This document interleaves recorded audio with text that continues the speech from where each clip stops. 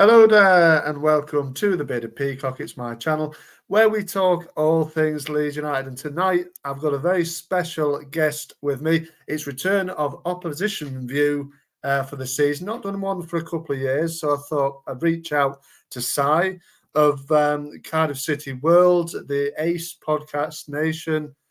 Very good evening to you, Si. How are you doing? Very well, thank you, mate. Thank you for having me. Really enjoying. Oh, I'm really looking forward to, should I say, having a chat about the game on Saturday.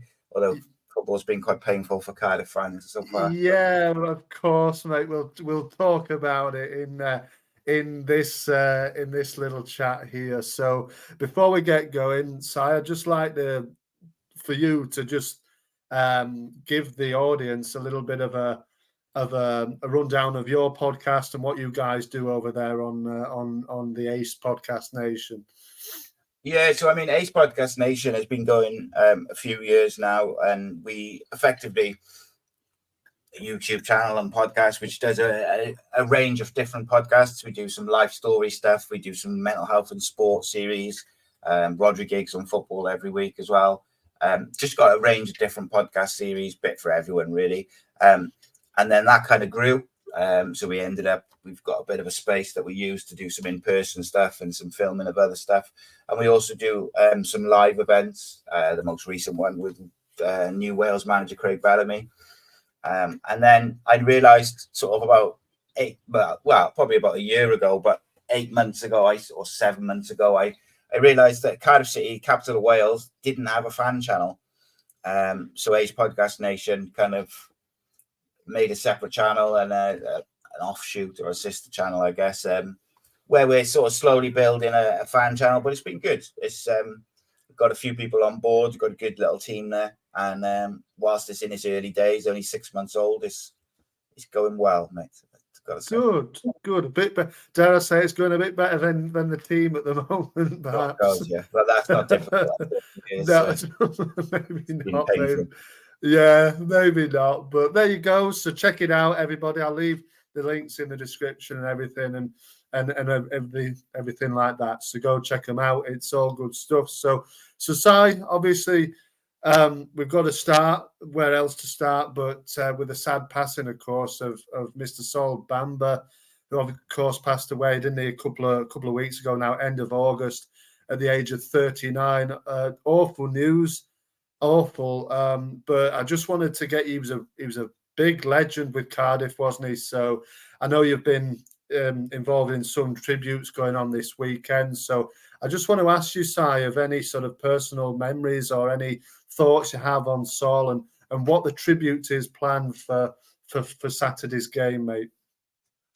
So yeah, I mean, first of all, in terms of memories of Sol Bamba, Sol Bamba was, should I say, unfortunately, like everything which I love about football, and I think it's everything that when you get like a cult hero at your football club, someone who just gets it, someone who understands the fans, the relationship, the passion, the pride of wearing those colours and that badge is something special. And it's not a criticism of other players necessarily, but not every player gets it like that.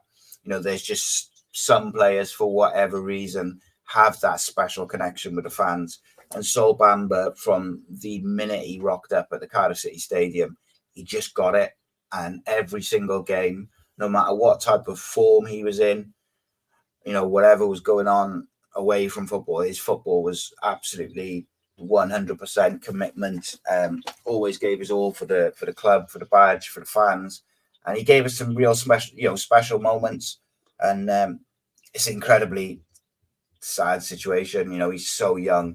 And actually, when I was editing something earlier, which one of the guys on Cardiff City World had made, like a tribute to Sol, and like it really dawns on you how young he was when he was kind of quoting Sol Bamba, saying who he'd watched growing up and who his heroes were, and they're not, you know, it's like Lilian Thuram and Marcel Desailly and George Weah. You know, they're not like I don't know, I guess like the footballers who I grew up when I was little and first got into football.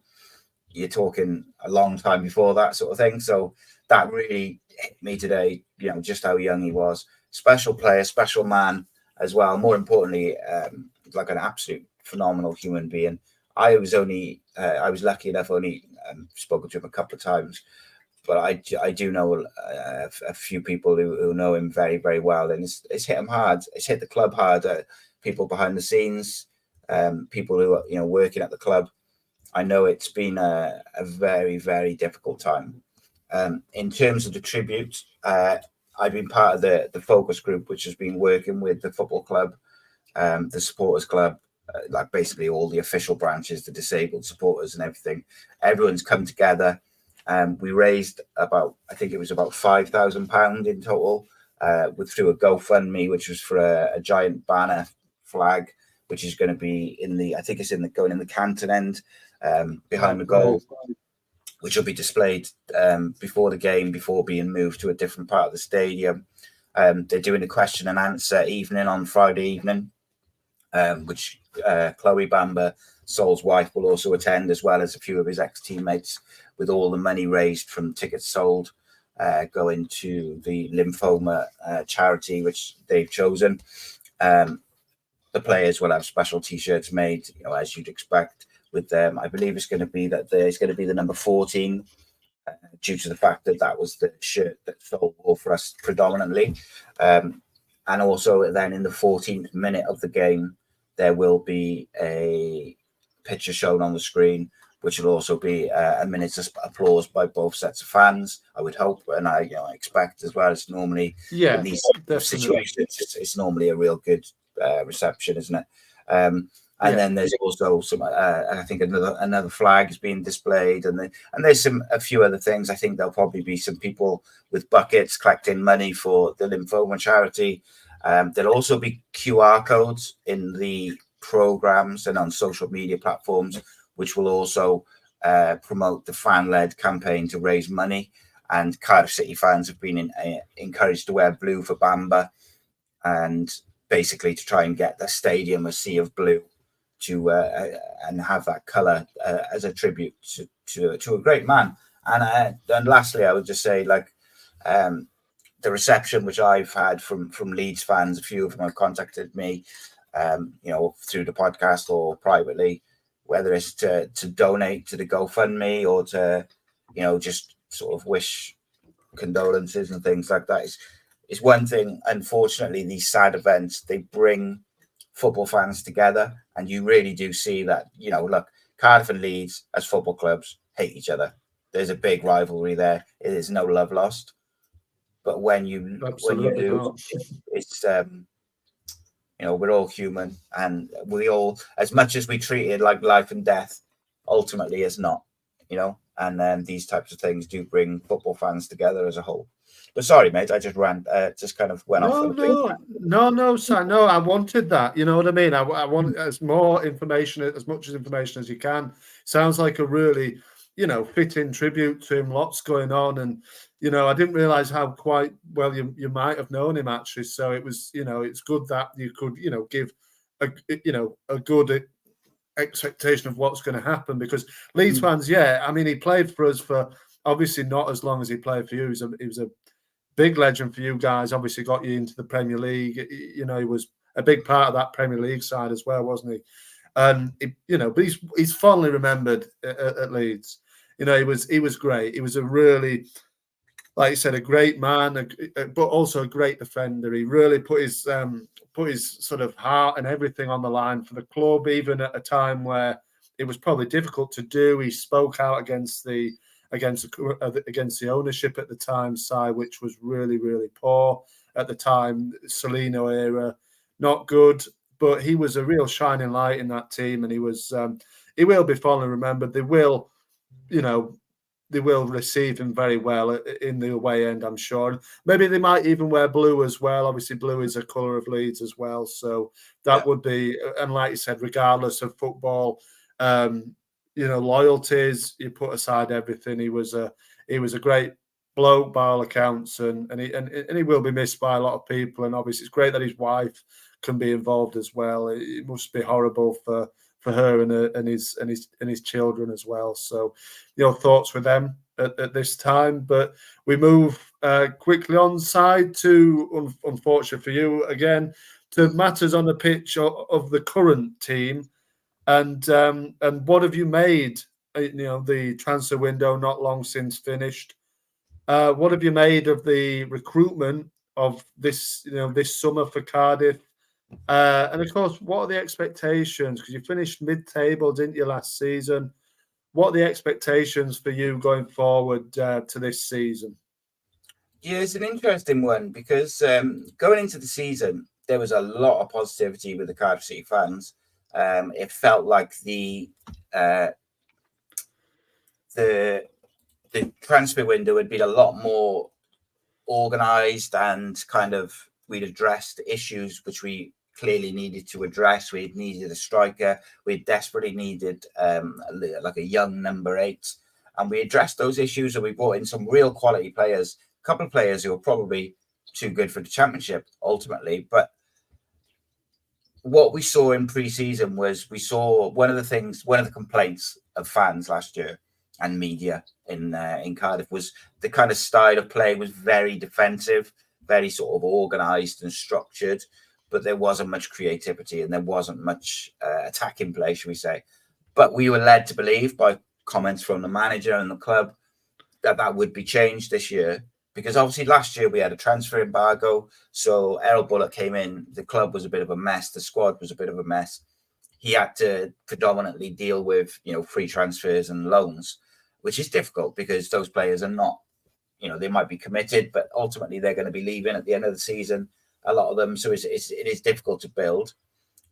We brought in good players. We brought in, I think, really we would have liked to have bring in one more striker, but we had too many players. So we had to send the striker we signed on loan, which was very frustrating because that striker had played, Simic had been playing Champions League football last year. So that was frustrating that you sign someone like a young striker who's what you need, but you've got to send him out on loan for a season because you couldn't move players on. And unfortunately, as the season began, first couple of games, we were all right. Even the Burnley game where we lost 5-0, you speak to Burnley fans and they were amazed they won 5-0 because Cardiff were very good for half an hour. The keeper made a mistake from a back pass, just went over his foot. Kind of happens. And then we made another mistake about 10 minutes later, and suddenly you're going in at half time, 2-0 down, and you can't quite understand how you're losing the game. And then it kind of fell apart in the second half. Since then, it's kind of got worse game by game. The derby was pretty poor. We played Derby County, we played Borough. Very poor, very little going forward. And there's a lot, I think the majority of Cardiff City fans would like it to work out for Errol Bullock. But I think also there's a realisation that he's not getting enough out of this squad. Because if you look at Cardiff's squad on paper, it's very, very good. But football's not paid on paper. So there we go, I suppose. It's a bit of a rant. This is it, Si, isn't it? You know what I mean? I think, because I was looking at the squad, and, they seem to have brought one or two players in, like you said, who maybe are better than the Championship, the likes of El Ghazi. You'd have probably said Ramsey even still is good enough and better for the Championship. There's players definitely. Yeah, Callum Chambers, good experienced Premier League defender. There's some real good quality in there, and it's interesting to me that it hasn't quite worked out. We know that Championships is a long season. It's 41 games left. Things can turn around, and it's good that a lot of the fans aren't kind of jumping straight on his back. I have seen one or two that are, but that's always going to happen, isn't it? It's a long season. If you stick with him, he might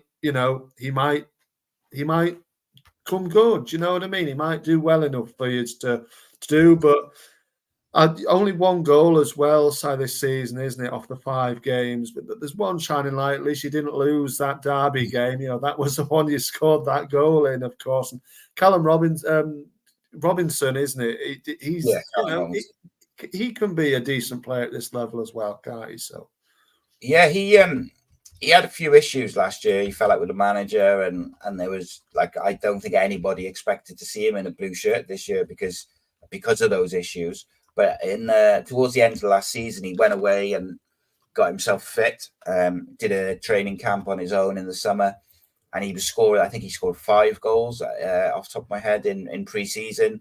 Then he obviously gets the goal in the derby. But that again goes back to a bit of the frustration with fans is too often he seems to be the one on the bench.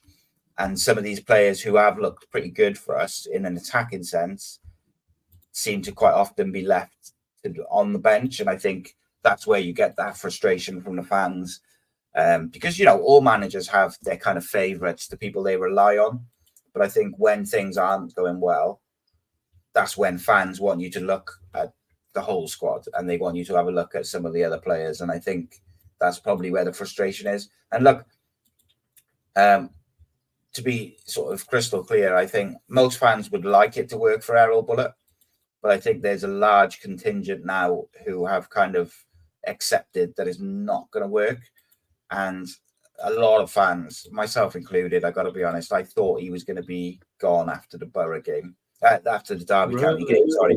Because the last 2 games have been that bad that it looked like he'd lost the players. And we all have watched football long enough that when you lose the players, it's very rare that comes back. But equally, and more importantly, I think when you lose the away fans, the most hardcore fans, it tends to be the end because they're the last to sort of go. And it was quite hostile after the Derby County game on Saturday. So I do think there's a bit of an opportunity for Leeds. If Leeds get a Cardiff early and get an early goal, I think there's a real opportunity to put Cardiff to the sword. I don't like to say that, but it's just being honest. There's heads will drop. Whereas on the other side, I think it's going to be an emotional day. And if Cardiff can get an early goal themselves, that might also go the other way, and you might stir up something and see a bit of a performance out of the boys. But I'm fascinated to see how it goes, mate, to be honest. Yeah, I really am, Si, because like you said, I think it all depends. Yeah, if one team get an early goal, it will really ride on to some momentum. Like you said, Cardiff have got to use the emotion, the emotive, in everything of that day, the thing, everything with Sol Bamba going on. They've got to really use that as motivation to perhaps get an unlikely result. But do you think, a lot of fans are calling for his head? Maybe it's hostile after the Derby loss. Do you think that if Leeds go on and bury Cardiff, or even just beat them, do you think that's the end for Bullitt, or does he rise again in the next one? I think a lot of it will depend on the team he picks and the way we play. If we lose, like the Leeds game, with all the best respect to Cardiff, it's not a game necessarily in current form that we're expecting to win. So I think a lot of it will depend on whether Cardiff can, if we lose sort of 2-0, but we've had a go and we've just been a bit unfortunate or something like that, then I think you can take positives from that and maybe he'll be all right. If we take a bit of a 3 or a 4-0 and it's the same type of performance that we've seen recently, then I think he'll be gone by Monday morning. I got to be honest, it's that sort of in the balance at the moment. But I do think football's strange, and it's so early in the season that whether it's Errol Bullitt or another manager, somebody could get a tune out of this Cardiff team and still make the playoffs, for instance. It's such a strange league, and I don't think we're as bad as we've been in the first 5 games. No. Well, that's it. Sometimes the results don't match the performances, do they? Sometimes it is worth giving them time, but the fans do get impatient. And like you said, once you lose the hardcore fans and people start to move against you, it is quite hard to come back from that, isn't it, really, Si? So we'll wait and see. I mean, like I said, football is a funny thing, isn't it? It works in funny ways. But if Cardiff are to beat Leeds on Saturday, Si, how, in your opinion, do they go about it? Because I think I have my, thoughts on how Cardiff could get at Leeds. I'm just interested to hear your thoughts on how your team could beat them, and who is going to be that likely man, that match winner. Who have Leeds got to look out for, basically, in the Cardiff side? I think, kind of going back a little bit to my point just a second ago, it will depend on the team he picks. So last Saturday he didn't play Alex Robertson in midfield, and I think every single Cardiff City fan was shocked and probably a bit upset by that, because he's the guy we brought in the summer to play alongside Siopis and to dictate the play, and that really technical midfielder who can thread a ball through and find those little pockets of space. He's a real box to box. He's a young man. He's an absolute quality player. I expect him to start, and I expect if he has a really good game and can sort of implement himself onto the game, then Cardiff can do some good things, because I think, you got the likes of Chris Willock, you've got El Ghazi, Ollie Tanner, people like this. They're, wingers who can genuinely, if you isolate the fullback or you get one-on-one with a defender, they've got the skill and the ability to beat anyone. And then they can also produce the goods. But for me, the danger man for Cardiff is Ruben Corwell. 21, 22 years old, exceptional footballer, plays in the number 10 position, but he's not like your stereotypical number 10. He's not small and low center of gravity. He's a big boy, but he's very, very skillful, can create something out of nothing. And generally speaking, if he has a good game, Cardiff will create and score goals. But yeah, I mean, that's it. There are players, like we said, in that side that can cause problems, and we've got to be careful, because we tend to go forward and leave ourselves susceptible to counter-attacks. Is how Burnley got at us on Saturday. For me, the way you beat Leeds is you counter-attack them, you get a goal, and then you sit back, because we don't seem to do well. Mr. Fark doesn't do well at breaking down a packed defence. They just don't seem to be able to do it. So that's the way for me Cardiff can get at Leeds, down the flanks, get an early goal on, and then just maybe sit on it and frustrate Leeds. But there we go. We'll wait and see, Si. And you say there's a rivalry. There's definitely a rivalry between Leeds and Cardiff. But what are your memories of this game, in particular, mate? What are your thoughts of Leeds as a club? Be as whatever as you like. I don't mind at all. What are your thoughts on us and how and this particular fixture? Mate, I hate Leeds. Yeah. There's no beating around the bush. They're one of my least favorite teams. Really? However, Yeah. I am slightly torn, because I'm a real big fan of Ethan Ampadu, and Yes. I think he's an exceptional footballer. And I was really, really gutted that he kind of went to you guys and we didn't try and pinch him. But such is life, I suppose, in transfers and stuff.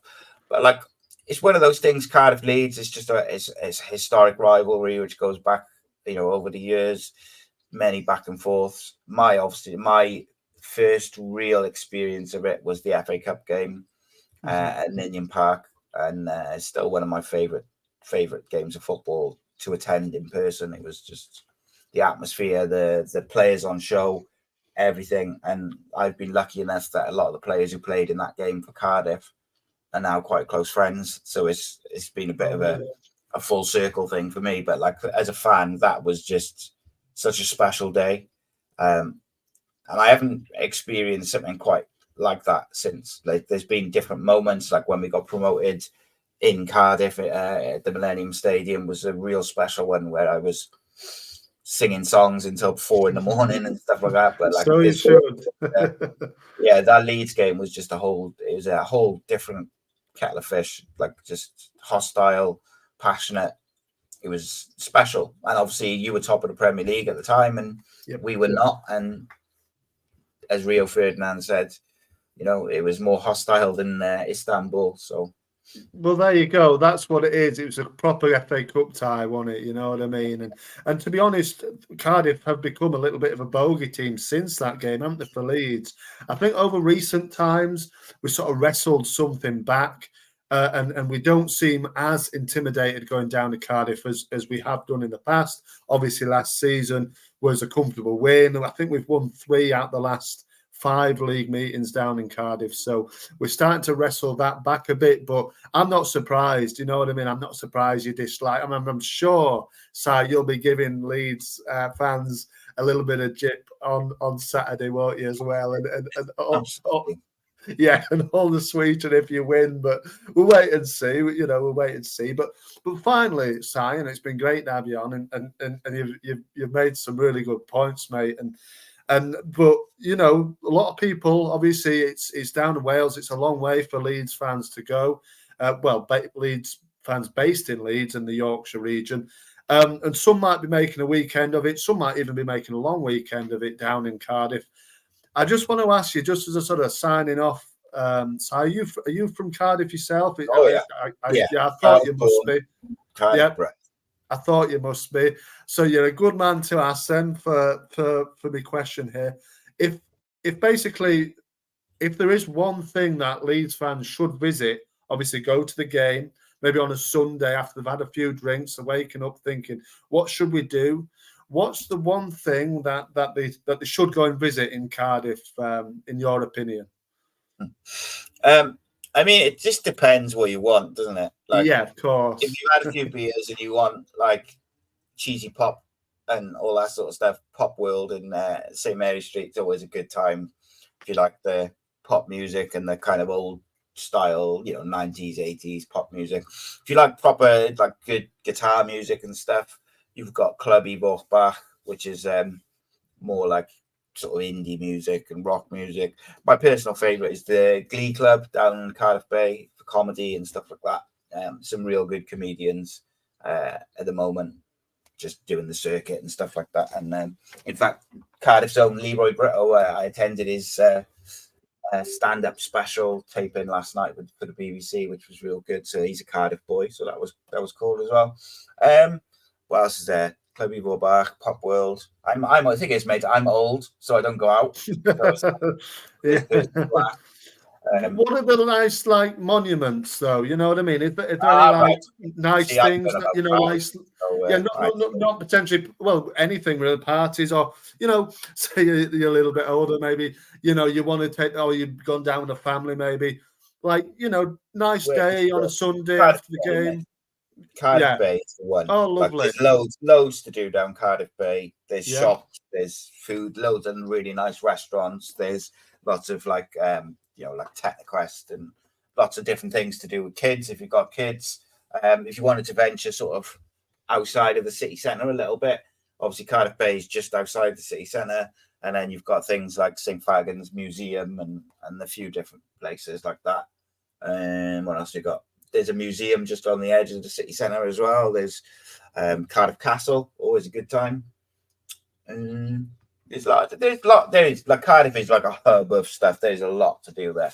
Just depends what you want to do. Really. Of course, yeah, and it's a lovely place. To be fair, you know, Wales is a lovely part of the world, isn't it? So you know, there'll be God's country. Yeah, it's a lovely, it's a beautiful part of the world. So there'll be plenty of people going down and enjoying themselves in Cardiff on Saturday. I will say, Si, I hope you're not one of them, to be honest with you. But enjoy the game and enjoy the tributes to Sol. And you know, and thank you for coming on. As you know, it's great to have you on, and I appreciate your time. But thank you. No worries. Thank you very much for having me. Cheers, mate. No worries, Si. See you in a bit. Ta.